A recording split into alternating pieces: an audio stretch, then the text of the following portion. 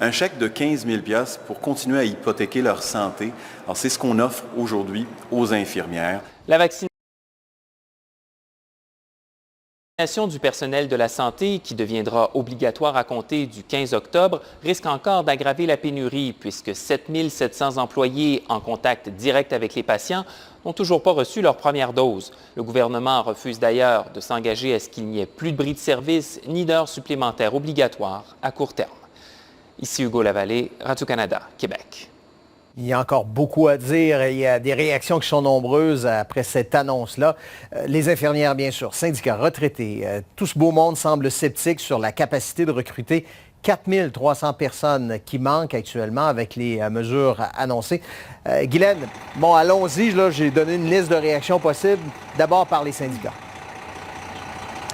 Je vais emprunter le vocabulaire de la météo ce soir, Bruno, pour vous dire que même si c'est frais, il y a une éclaircie quand même dans le ciel du réseau de la santé. Les syndicats sont heureux là, de ces primes pour les gens qui sont à temps plein et de meilleurs horaires aussi qui vont être proposés aux travailleurs plutôt qu'aux travailleurs des agences. Toutefois, ce qu'ils disent, c'est qu'on a oublié les travailleurs à temps partiel qui, eux, ne veulent pas travailler à temps plein. Ils ne bénéficieront pas de ces fameuses primes. On dit qu'on ne réussira pas à ramener assez de monde pour rééquilibrer les horaires et diminuer le temps supplémentaire obligatoire. On commence déjà à recevoir des appels de nos 40 de membres qui sont à temps partiel. C'est énorme. Ils disent, pourtant, ce monde-là ont travaillé pendant la pandémie.